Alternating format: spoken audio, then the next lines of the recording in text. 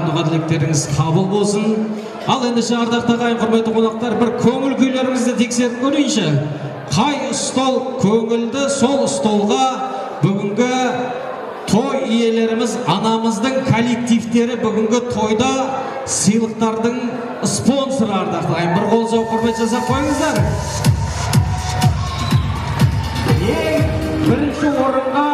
Бірінші орынға 50.000 теңгелік колонка деп жатыр.